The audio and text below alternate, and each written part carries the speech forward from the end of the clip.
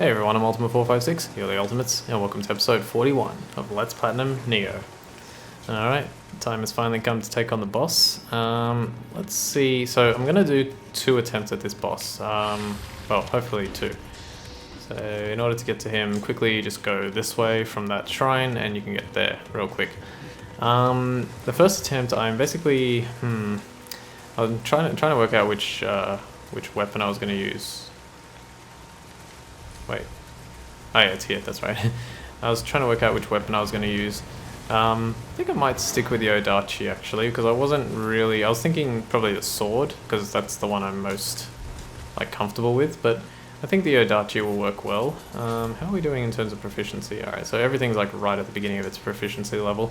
So I'm just going to kind of demonstrate its attacks and show you the various attacks that it has, and then in the next attempt, I'll use a travel amulet to get out of there. In the next attempt, I'll try and beat it without taking a hit. So let's start off by watching the cutscene. Just trying to think if I should use the Carnage Talisman.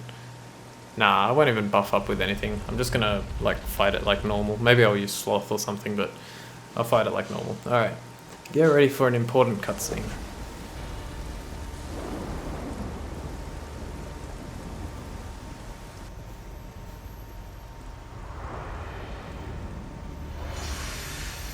It's a Super Saiyan crystal. Look at it, it's like the Super Saiyan hair I used to draw when I was a kid. Terrible.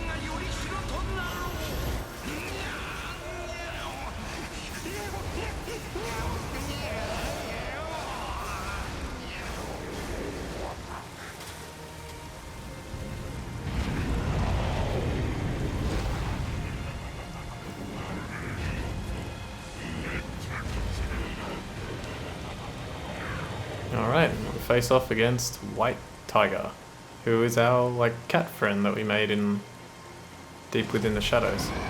Alright, so I'm just going to attack him a couple times here. Alright, so these are his attacks. He has a swipe, he does that. That one's rather difficult to dodge. He does a straight attack. When you stand behind him, you can do an attack with his tail, which I'm going to try and demonstrate straight here for you. If he would stop doing that.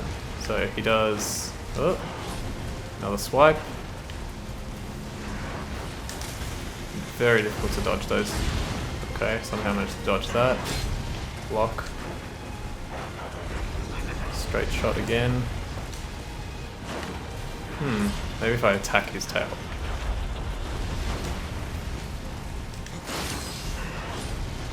Good. His eye, you can see, is a weak spot. It's pretty hard to hit though.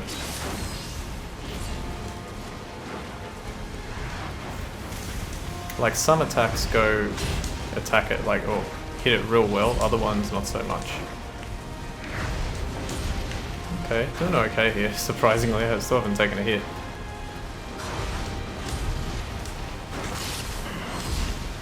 What is going on? His wings are pushing me. Okay, I think that's second phase.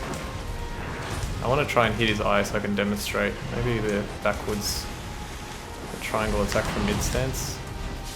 Bit risky though. Almost. That move is so hard to dodge.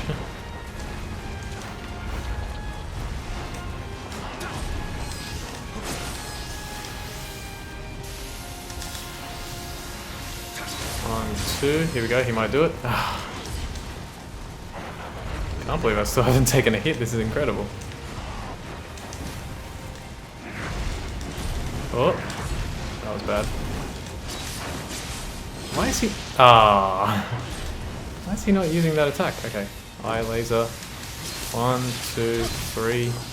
Okay, so he swipes. He didn't do it again. Jerk face. You know, I'm gonna heal up real quick here, just to.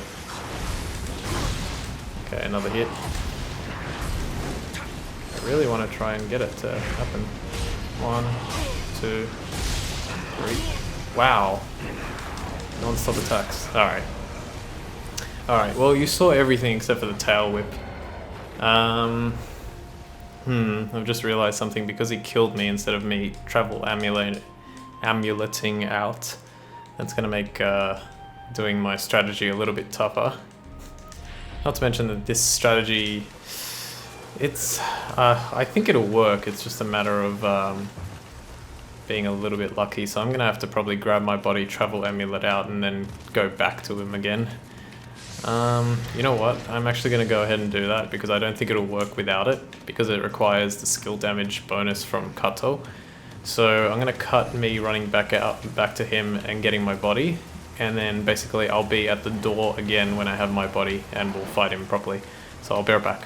Okay, I'm back. I've got my body, or my guardian spirit back. Now we're gonna use our dual swords for this fight. So let's get rid of the Odachi and we'll put just the strongest ones will do. Unfortunately I don't have the ability to change my, skill damage. May as well put that one on since it has skill damage. I think the Rai Kokutsugu almost always has skill damage. I don't know, I seem to have noticed that. So that particular weapon might generally have skill damage. It's also good to have water damage percent, because we're gonna be using that too. He's not gonna be muddied and he's not gonna be scorched. He's gonna be what's the other one? Saturated, but we don't have anything to do with that. Alright, so that should be enough. So I'm gonna switch to the dual swords. We're gonna use the water sword technique again. So that one, water sword 2 to be specific, because it does a crazy amount of damage. And this is how it's gonna work. So activate water amulet, activate Carnage Talisman, enter the fight. Now this fight actually takes quite a while to load. So the cutscene loads about now, then you skip it, and then you have to wait a second. But what you can do is hold left and up on the thumbstick, press R3 to target him as soon as you can, go high stance, attack like crazy. He'll just stay there for a bit. And now, all you have to do is wait until he does something like that, and basically sacrifice himself to the gods, and get White Tiger Crusher. I got very, very lucky there for him to use that ability.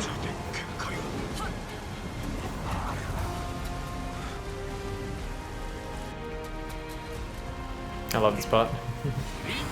Rin, Yo, To, Sa, Sha, Kai, Jin, Retsu, Zai, Zen. Kind of like Do, Re, Mi, Fa, Sol, La, Ti. I don't know what they did, but they created a Kekai barrier, I guess. No, Neko-chan. Neko-kyun. Kun. Neko-kun. No need for tears. All souls come and go in cycles.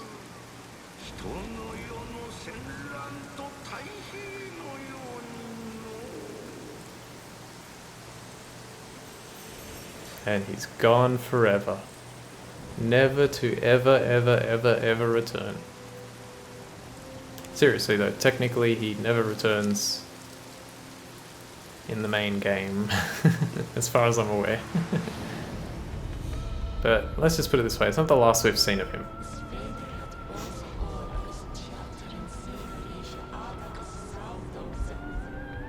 Interesting.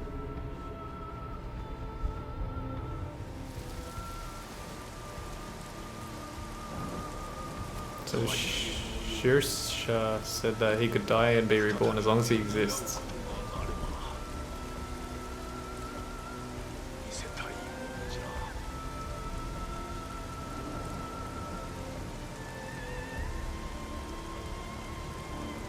Cool.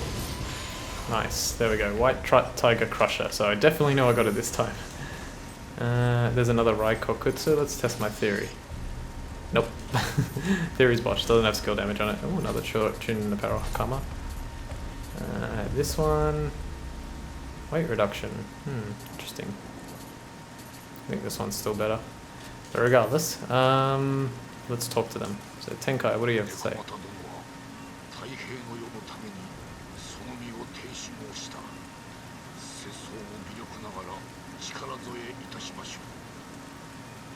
Thank you. And Fuku?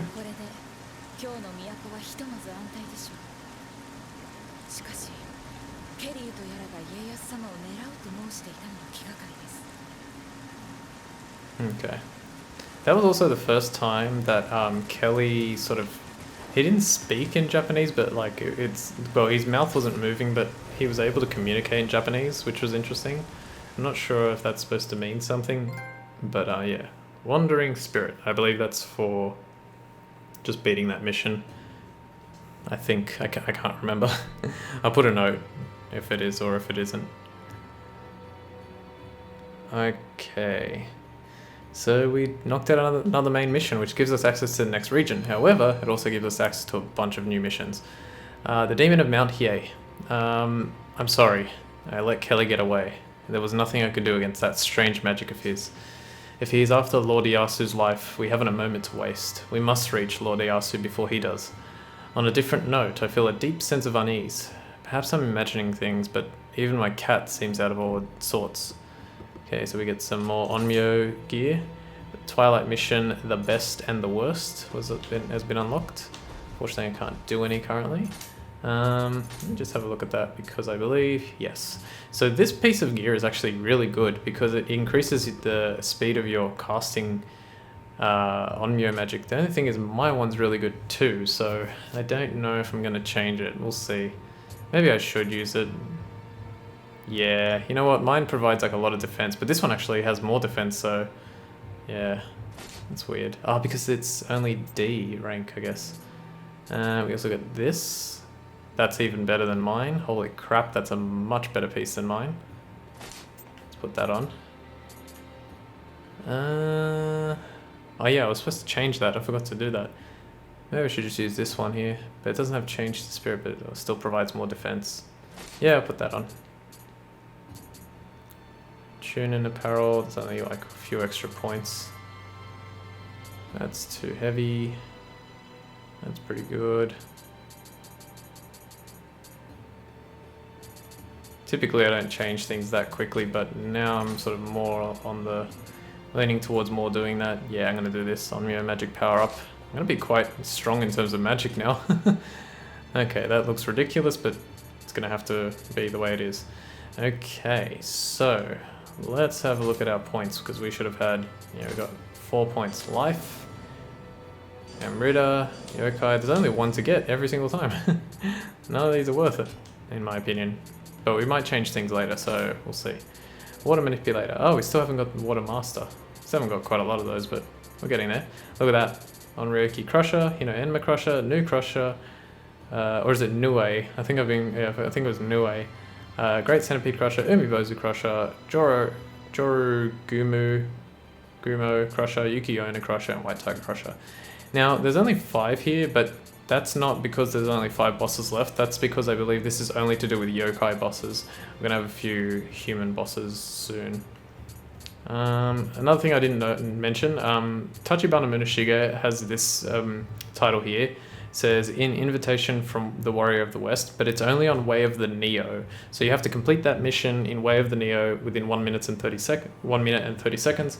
Way of the Nioh is like new game +4, I think, and then it has the same thing for EI, but in 1 minute and 20 seconds on Way of the Nioh, so you can't actually do that on this one. Anyway, what else? So we've got some more Thought Amrita. Let's read that. Those drawn to the shadows. Most Onmyo mages are devoted to preserving balance. However, there are also those enticed by evil ways, drawn in by the power of black arts practiced beyond Japan's borders. As guardians of harmony, they have long understood what drives people to evil. Eventually, a sect of Onmyo mages who believed evil means were justified by righteous ends parted ways with those who strove for justice in all their doings. Ever since, the callous ways of these dark practitioners have continued to grow unchecked. Damn, it's so well written. Mount Hiei in flames. Mount Hiei, a sacred mountain that lies northeast of Kyoto. For many years it was home to monks who worked to maintain peace in Japan, until Nobunaga had it burned to ash. Anyone lucky enough to survive the fire was beheaded, down to the last woman and child. At night, one can still hear their wrathful cries emanating from these severed heads. Crazy. Alright, how many... Okay, we have the Fox Spirit and the White Tiger, I believe, are the only two new ones. The Fox Spirit is a fox-based yokai that is highly intelligent and possesses strong magical powers. Foxes that have lived long lives or have been exposed to spirit stones for long periods of time can become fox spirits. Their magical powers increase in strength with age, and as they become stronger, they grow additional tails. A fox spirit with a single tail is said to have the intelligence of a human being and weak magical powers, but one that has lived for 1,000 years has 9 tails and is capable of performing powerful magic. Some benevolent fox spirits are known as Zenko, who sometimes help humans as guardian spirits and are revered as servants of the gods at Inari temples. Interesting. The 9 tails? Pronounced Byakko. The White Tiger is one of the 4 legendary beast gods of the cardinal directions, said to be the protector of the West. It takes the form of a magnificent tiger covered in gleaming white fur, traditionally worshipped alongside the blue dragon of the East, the vermilion bird of the South, and the black turtle of the North. After the shield around Mount Hiei was broken, it released the Aratama fiends, which subsumed a yokai cat known as Nekomata and transformed it into the White Tiger. Awesome, awesome, awesome. Have I got more? I think I've only had 1 more, right? Or 2? It was just... I don't know if I read this one here. Alright, let me quickly read these 3 and then we'll move on. Pronounced Itokuri. This spider spirit is not content to merely protect people. It also likes to alter their fates, taking them down a winding path on the way to their destination. As an example, many loathe Matsunaga Hisahide for his villainy, while others remember him as one of the most cultivated gentlemen of his generation. Either way, his influence was huge and far-reaching, though it remains unclear to what extent an Itokuri was involved. The Itokuri have particular fondness for treasures and historical items that have affected the fates of many. Some people even venerate the Itokuri merely for a chance to associate with such artifacts. Yusura Hicho. Pronounced the way it's written in Japanese. This striking guardian spirit is as cold as it is beautiful. Its followers swear that venerating it will protect you from ice and snow-related disasters. They really like that word, venerate. Others believe that the Usura Hicho is a manifestation of the souls of people who have lost their lives to grief or cold. And finally, Enko. Pronounced Enko in Japanese, this flame-wreathed guardian spirit bestows power upon those who burn with fighting spirit and conviction. Enko takes pleasure in battle, gleefully using its fangs and claws to tear its enemies apart. Many warriors venerated Enko, wishing for nothing more than to be able to follow its example headlong into enemy territory. Ei Naomasa surely inherited his indomitable will along with Enko from his mother Naotora, who long ran the Ei family. Okay, cool. Okay, so we've unlocked a whole bunch of new missions. We've got the Fallen Onyo Mages, the Missing Catalogue, and Greater Demon Hunting. The Fallen Onyo Mages are going to take a while to complete. Do I have enough to level? Probably not. Damn, I'm short. Okay, you know what? Seeing as I don't have anything better to do... Did I end up giving the Kagatsuchi's Magatama to Tome? Oops. No, I didn't. Okay. So I give it to her now. Smithing text. I don't remember what I got. None of those. Nope. What weapon smithing text did I get? I don't remember. It doesn't really matter. The tools. Got Summoner's Candle. And more of this stuff. Is there anything I wanted to reforge? I think there was, but now I'm not really concerned too much.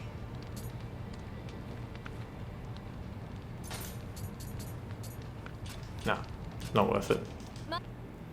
Alright, so we've got I think we've got 5 minutes if I'm not mistaken. I guess what I'll do is I'll start this because I really don't like this mission just takes forever. So May as well get it started. An Onmyo mage is called to respect spiritual power, to support harmony and coexistence against the darkness, but fallen Onmyo mages are seduced by the perversions of foreign lands, seeking spiritual power and attempt to seize control openly. Mount Hiei is a crucial location for pacifying the fiends who look on the capital with hate. Must restore order there as soon as we can. Nah, you know what? No, I'm not going to do it. I will... Let's go over... sorry, I don't want to do it because I want, like, sort of... I'm trying to think of, like, the thumbnails and everything like that and how it'll work. I think it's better to do it that way. Let's look at another, like, character in here. Let's look at Okatsu. We haven't read this one. Okatsu is a female ninja, or kuniochi, under Hattori Hanzo. Trained in the same Iga ninjutsu as Hanzo, she accompanies William on his travels. Kuniochi are as skilled as warriors and spies as male... are as skilled as warriors and spies as male ninja, but are also able to masquerade as powerless women to encourage targets to let their guard down, or disguise themselves as maids to gather information. Okatsu's mastery of every aspect of the ninja way is said to rival even her teacher Hanzo's, and makes her a strongly trusted figure. Okay, did we read this one? Probably not. This is going all the way back to Kuroda. You know, he's not too interesting. I think we read this guy's. Jinchio, we read up to that second one, I think. I don't think we read the bottom one. Jinchio's guardian spirit is a female Raiken, the mate of her husband Muneshige's Raiken guardian spirit. Muneshige and Jinchio are as inseparable as their spirit companions and care for each other deeply. When Muneshige is away, Jinchio is entrusted with the castle. It was later said that when trouble arose, she and her maids would don their armor to meet the enemy, a sign of how firmly Muneshige trusted her. Jinchio was also so beloved by the people in their domain that enemies would avoid passing her residence too closely for fear of incurring the wrath of local peasantry. Cool. Okay, I think we read all that. Kobayakawa, okay, I will remember this idiot. Let's quickly read his. Kobayakawa Hideaki is a general under the Toyotomi clan. He is the leader of the Chugoku-based Kobayakawa clan, which, along with the Kikawa clan, is one of the two rivers, Kawa, supporting the Mori clan. Hideaki was born into Hideyoshi's family and was even considered for a role as his successor before the birth of Hideyori made that irrelevant.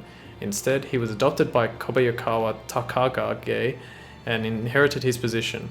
Rising so high early in life made him arrogant, and the other generals consider him an inexperienced child. Yep.